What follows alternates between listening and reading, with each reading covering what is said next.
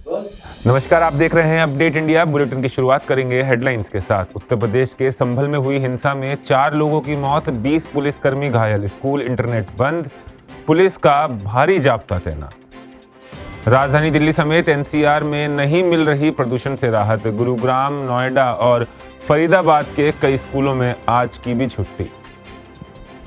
उत्तर प्रदेश के हरदोई में भीषण सड़क हादसा, 5 बारातियों की मौत, 4 गंभीर रूप से घायल। अब खबरें विस्तार से।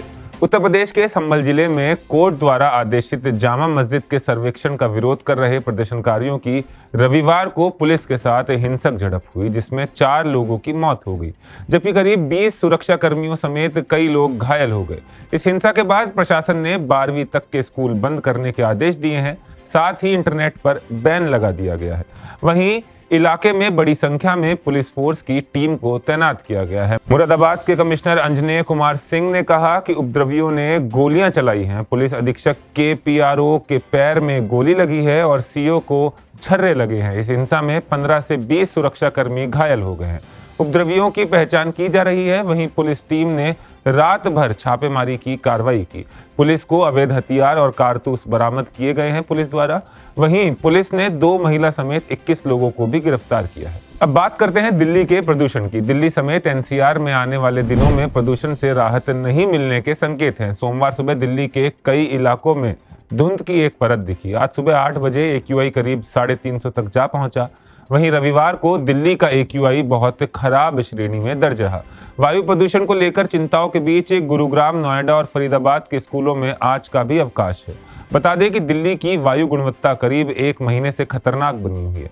इससे पहले पिछले महीने 30 अक्टूबर को पहली बार AQI बहुत खराब श्रेणी में दर्ज हुआ था। अब रुक करते हैं अगली खबर का, जो कि यूपी से है। यूपी के हरदोई में भीषण सड़क हादसे में 5 लोगों की मौत हो गई, वहीं 4 गंभीर रूप से घायल हैं।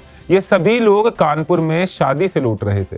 सोमवार तड़के करीब 3 बजे बुलेरो की बस से आमने सामने भिड़ंत हो गई।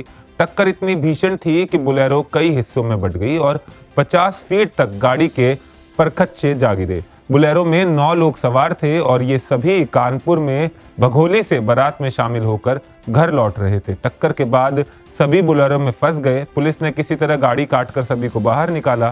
सभी मृतक और घायल बुलेरो सवार ही हैं। पुलिस ने बताया कि हादसा मल्लावा कोतवाली क्षेत्र के गौरी चौराहे के पास कटरा बिल्लौर मार्ग पर हुआ। थाना मल्लावा अंतर्गत यह सूचना मिली कि गौरी चौराहा के पास एक बोलेरो जो कि कानपुर से शादी समारोह से वापस लौट रही थी, अनियंत्रित होकर एक बस जो कि बघौली से बारातियों को लेकर वापस लौट रही थी में टक्कर हो गई। इसमें 5 लोगों की दुखद मृत्यु हो गई। इसमें इस सूचना पर तत्काल स्थानीय पुलिस मौके पर पहुंची है, राहत एवं बचाव कार्य को आरंभ किया है। इसमें 4 लोग जो कि घायल थे उनको तत्काल इलाज हेतु लखनऊ रेफर किया गया है। बस में से किसी को कोई गंभीर चोट नहीं पहुंची थी। इसमें परिजनों की तहरीर पर मुकदमा पंजीकृत कर लिया गया है एवं आवश्यक वैधानिक कार्रवाई की जा रही है। आशंका है कि कोहरे या ड्राइवर को झपकी आने के कारण यह हादसा हुआ। पुलिस ने शवों को पोस्टमार्टम के लिए भिजवाया। वहीं 4 घायलों को लखनऊ ट्रॉमा सेंटर रेफर किया गया है। अब रुक करते हैं अगली खबर का, जो कि डीडवाना से है। डीडवाना जिला मुख्यालय पर भारतीय सेना की ओर से गौरव सेनानी रैली का आयोजन किया गया। सशस्त्र बलों के सैनिकों की उत्कृष्ट सेवा और कृतज्ञता का सम्मान करने के लिए आयोजित इस कार्यक्रम में मुख्य अतिथि के तौर पर दक्षिण पश्चिमी कमान के सेना कमांडर शामिल हुए। जयपुर से आए army commander lieutenant general Manjinder Singh ने खेल स्टेडियम में झंडारोहण कर रैली की विधिविध के साथ शुरुआत की। राष्ट्रीय ध्वज तिरंगा फहराने के साथ ही राष्ट्रीय गान हुआ। इसके बाद विधिवत कार्यक्रम की शुरुआत हुई। सेना के जवानों ने साहसिक कार्यक्रमों को श्रृंखलाबद्ध तरीके से प्रस्तुत किया।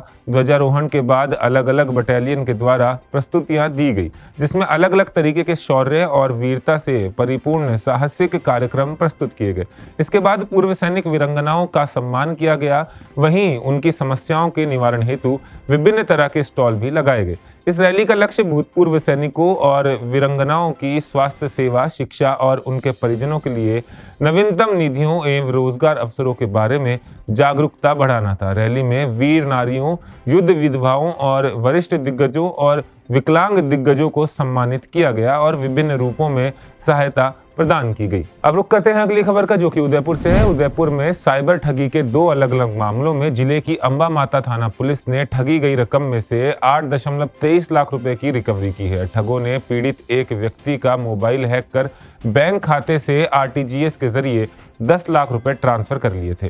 वहीं दूसरे पीड़ित को खाद बीज की डीलरशिप देने का झांसा देकर 50,000 रुपए की ठगी की गई थी। एसीपी योगेश गोयल ने बताया कि एसएचओ हनवंत सिंह राजपुरोहित और कांस्टेबल राजकमल बिश्नोई द्वारा पीड़ित के खाते की आरटीजीएस डिटेल प्राप्त कर विभिन्न बैंकों के नोडल अधिकारियों से संपर्क कर खाते से निकाली गई रकम में से 7,73,000 रुपए को होल्ड करवाकर बदमाशों के खाते से वापस रिकवर किया गया है। फिलहाल इस बुलेटिन में इतना ही। ऐसी ही और खबरों के लिए आप देखते रहिए अपडेट इंडिया। तब तक के लिए धन्यवाद।